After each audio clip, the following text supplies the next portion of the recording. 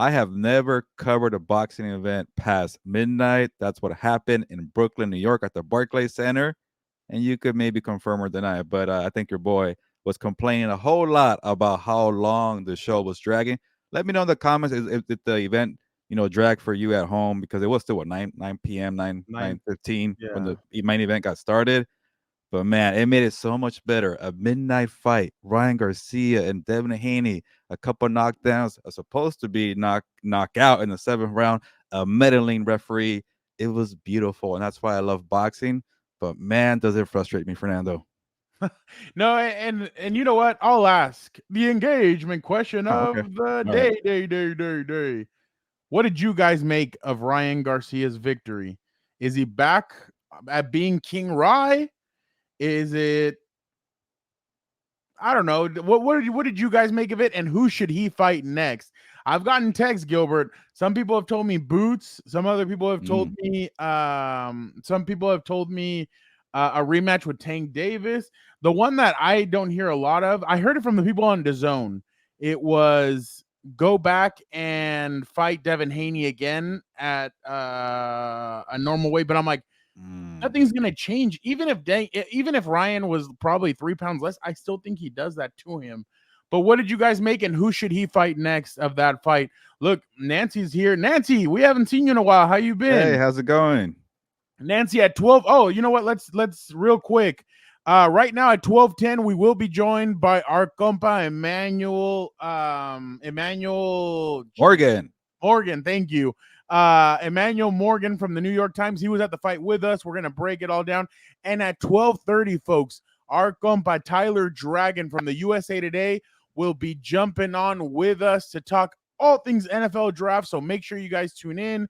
We're talking draft, we're talking boxing, we do it all. So yeah, Jorge, we're sorry. We did change the normal time. Gilbert has Yeah, a previous engagement that he has to go to. But it's my fault, Jorge. You could bash me and call me Michael Pena if you want. but yeah, we had to change it up a little bit today. Tomorrow it'll be back at 4 o'clock, and tomorrow we have some special guests also talking draft.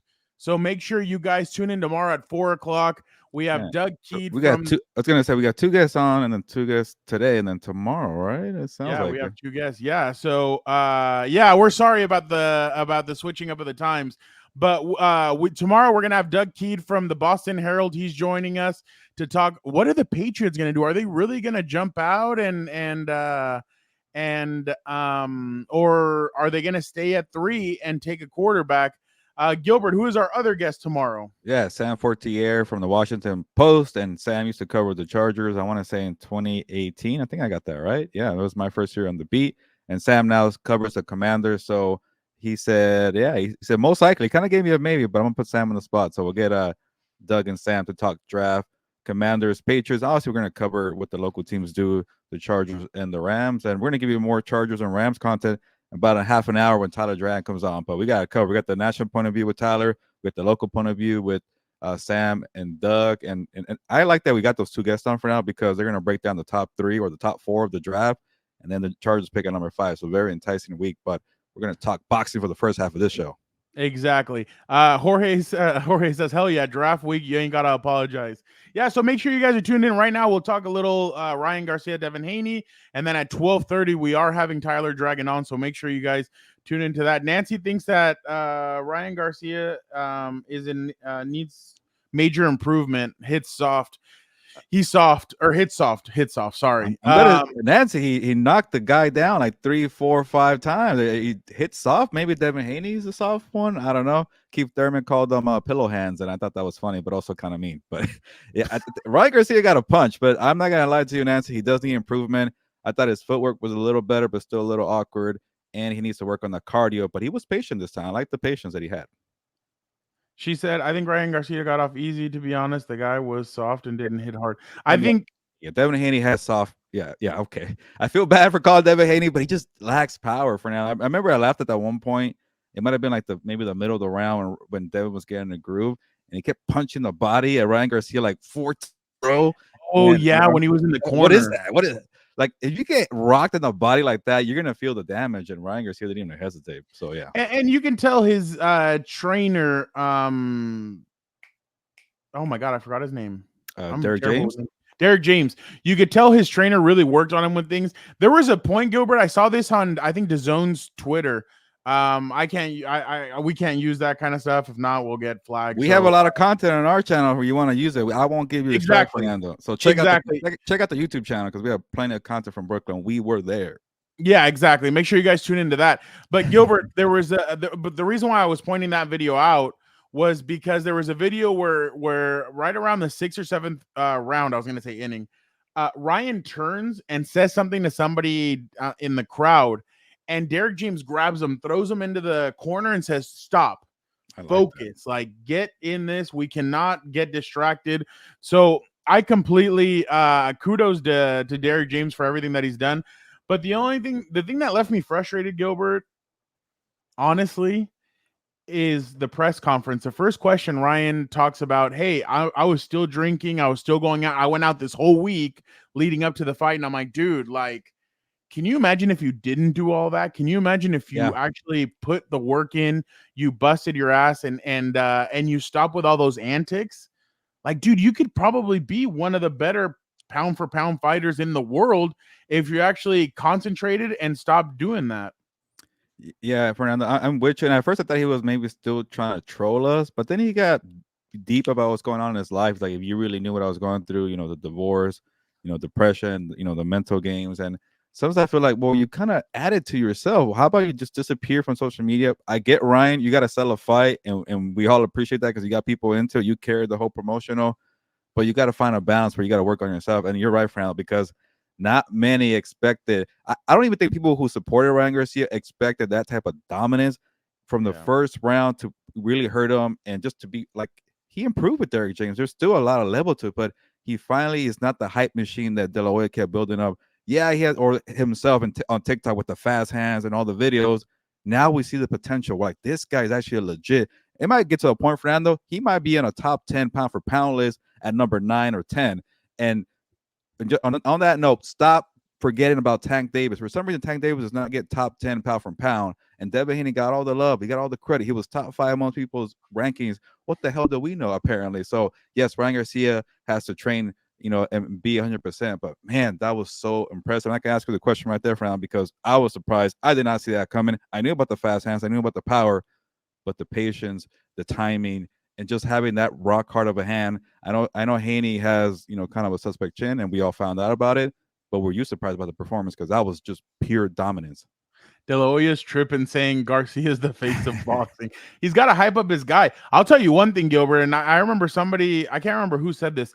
If Munguia beats Canelo, which I don't think it'll happen, but Golden Boy is now in I mean, Ryan winning his big fight and then Munguia pulling that off. I mean, I know obviously it's a big what if, but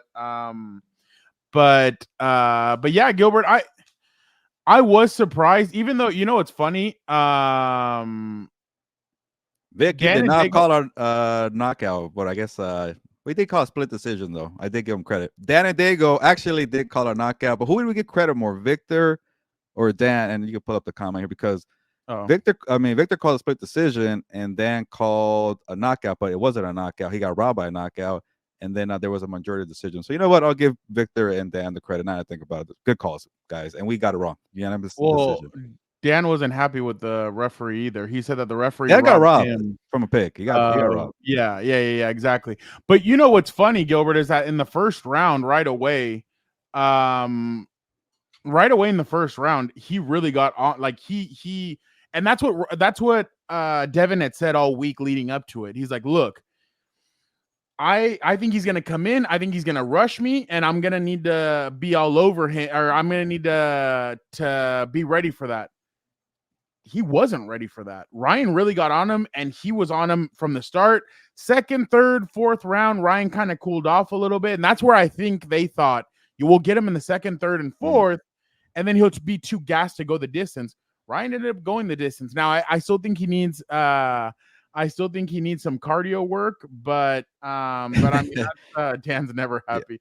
Oh, and you should hear what he has to say this week. But Let me go off of that note and before bringing our guy Emmanuel, because yeah, we should give Ryan credit for immediately setting the tone with the power. And when you rock somebody and you hurt them, like you start thinking differently. Remember when Mike Tyson, everybody has a game plan to get hit in the mouth, and he was like, "Oh, okay, this guy's legit."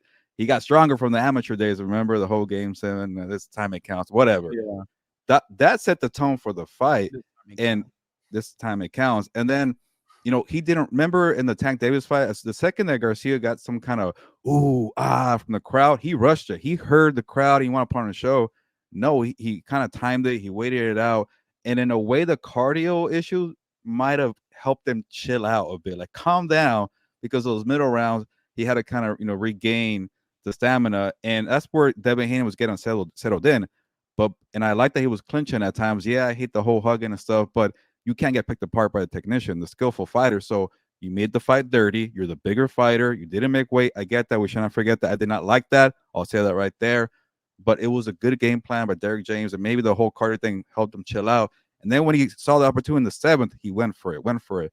And after that, Fernando, I don't think cardio was an issue because 7, 8, 9, 10, 11, 12, I want to say maybe he lost one round after that. That was a perfect fight for Ryan, and I was worried for the boxing judge. I told you, Fernando, he needed a knockout. You can't trust the judges. And when I heard the draw, I was like, please don't rob this guy. Don't rob the guy.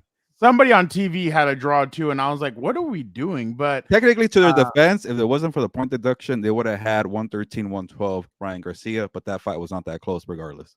Yeah, no, it wasn't. But all right, let's bring it. You know what also threw me off is that I picked Jamal Hill to win because he was a guest on the show. And then this time I'm like, you know what? I'm going to go. You got in your head for that. Exactly. Even though Dan told me, no, pick Garcia. He's going to win. I'm like, wow. Garcia bet on himself winning $12 million. But this is another guy that we can bet on. He's our compa. We saw him in New York. He took us out to go eat. It is Emmanuel Morgan from the New York Times. Emmanuel, how are you doing, my guy? What's up, man? How's the flight back? Okay. So I get to the air. I didn't sleep. I get to the airport. You did not.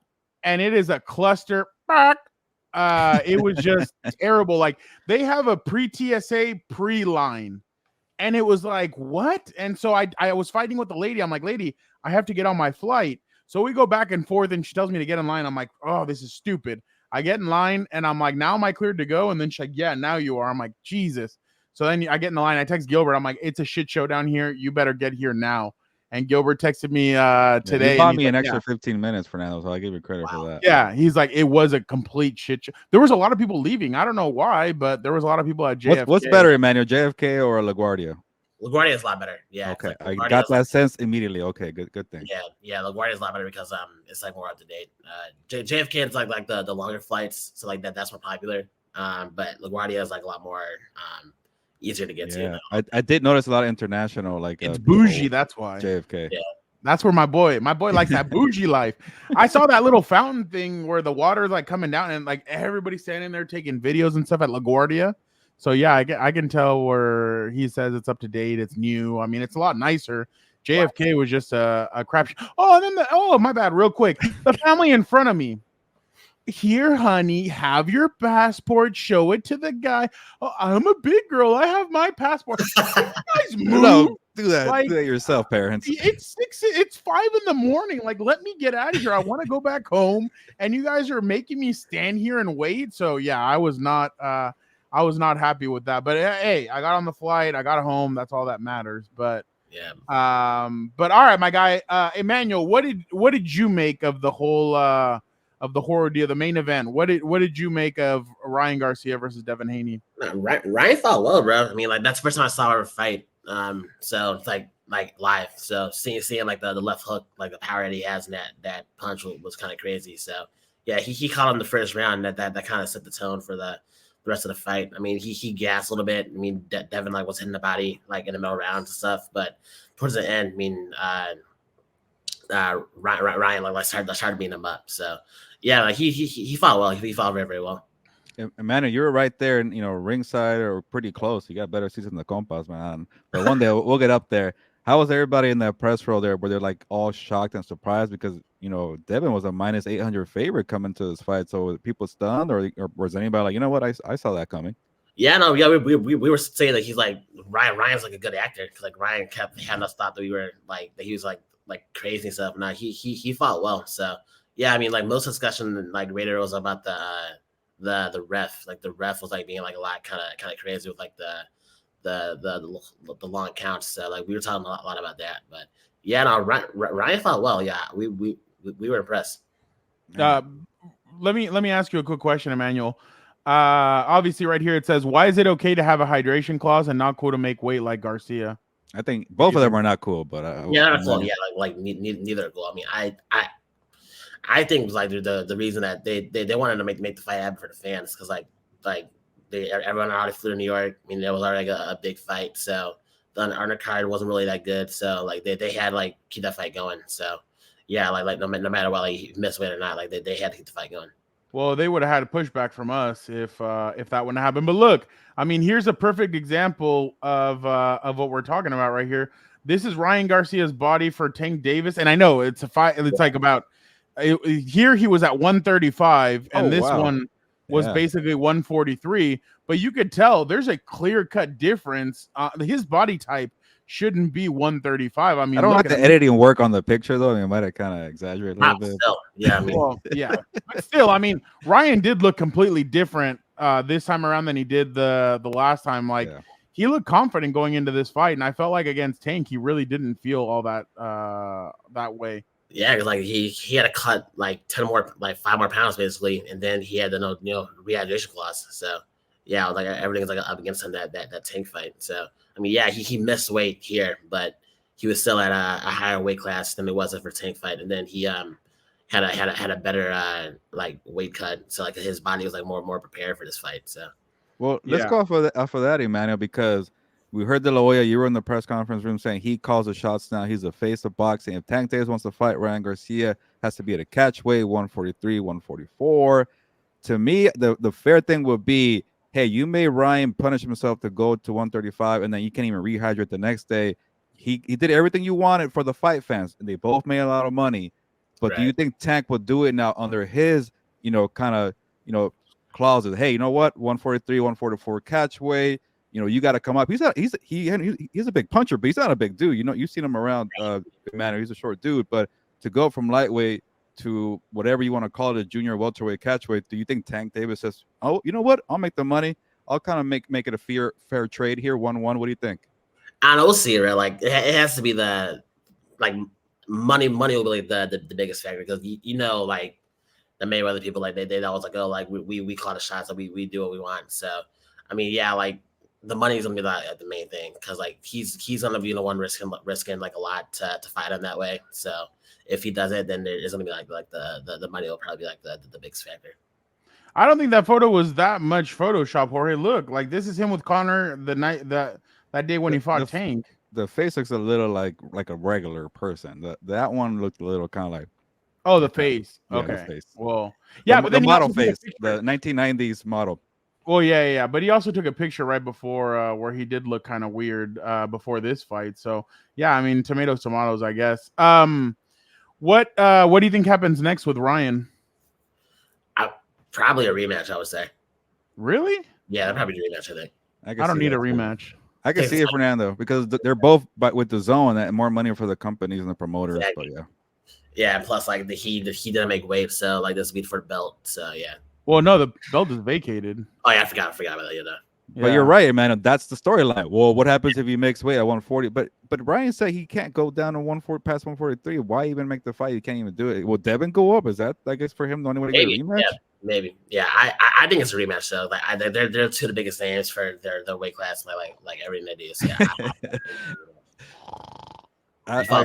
I'm with you, Fernando. Like, what am I supposed? So, like, what am I supposed to get now with this one? I mean, I already heard Bill Haney say everything that he has to say. If he dies, he dies. This and that. With what hands, bro?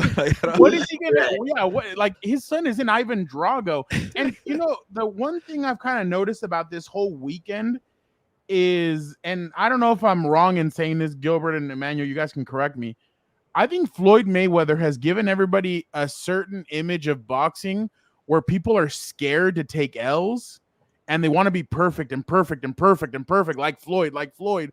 But nobody's going to end up perfect. I mean, Floyd did, obviously, but I'm saying, like, that's not a real reality. I mean, fighters lost, and even some of the most famous fighters that we talk about, they took L's. So I feel like people shouldn't be scared. I mean, I give Haney credit for taking on this fight with Garcia, even after he didn't make weight.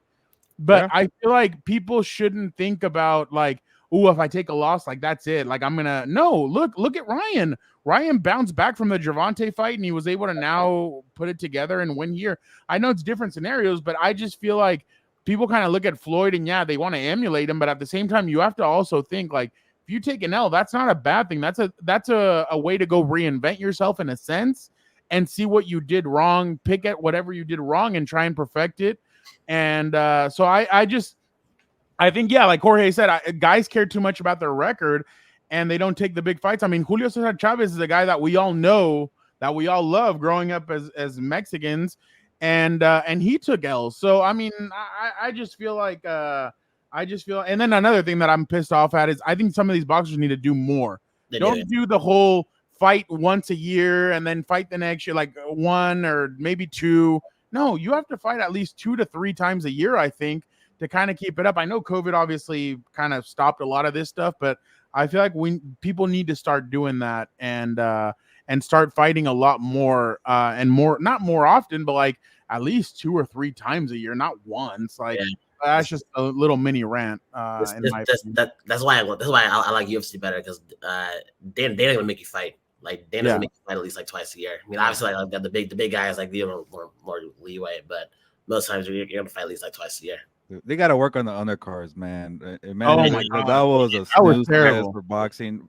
Like, I don't want to butcher the guy's name, but I forget what the foreign guys before the co-main, like with the guys with the eye cut, like that was a good fight. You know, even Scrappy was okay, but that co-main with Barbosa, that was just horrendous. It dragged on. Nobody wanted to see that. We wanted to get to the main event, but they were booing. Fans they were booing, and that's, you know, honestly, that's when Brooklyn woke up. The crowd at Barclays, you're like, boo, get off of here, like. You know, let me ask you that question, you know, Emmanuel, like, how do you feel New York is for a boxing town? I don't know. I kind of felt like it was a little dead for a bit. The main event made up for everything. It was not a sold out crowd. I'm guessing the Barclays holds like 17 to 18,000. I would guess 11, 12K, maybe a little more. But with that fight being in New York, what did you kind of come out leaving from that? I thought it was cool. I mean, they're like New York don't really get that many boxing fights, so I mean, we get the press conferences, but not the fights. So yeah, it was cool. Yeah, it was a cool event to be at. I mean, I in the crowd I saw Sauce Gardner, I saw Saquon, let's see, and then a few other Giants players. So they didn't show them on the jumbotron or the screen. That's what happens when you're in the posh area. I heard a guy vomiting in the bathroom. I saw a dude slip on the way to the bathroom. Yeah, I mean, when you're posh like my guy, I mean, when you're VIP, you get it all. But but go ahead, my bad. Yeah, they didn't show any of those guys on the jumbotron. I don't know all the former boxers. I'm like, is there any star power out here? But Aaron Rodgers was there. Really? He was. I see him. Aaron Rodgers is old ass, so he was there. Okay. I see him. Well, they blew an opportunity. By the way, maybe they showed it on the broadcast and we didn't see it. He agrees with you. Jorge agreed with you. He said, agreed. I don't think it happens. Money's what matters. But he said, for real, though, MMA is way better than boxing. Boxing's rigged. I'm glad Jorge agrees with me. But did your perception of either one of these boxers change from what you had going into the fight, Emmanuel?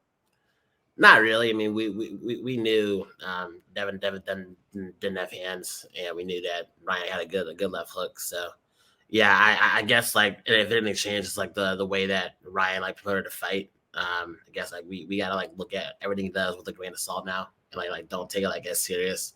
Like, oh, is he trying to sell the fighter? Does he like actually need help? So, yeah, I guess, like, next time we see him, like, promote a fight, then we just gotta like take it for what it is. Like, don't like try to create our own narrative. Well, that's my thing too. I think it's going to be hard, Gilbert, to sell this rematch. I mean, because Bill was the one that sold it on the Haney side, if we're being completely honest. Yeah. And Ryan sold it on his side as well.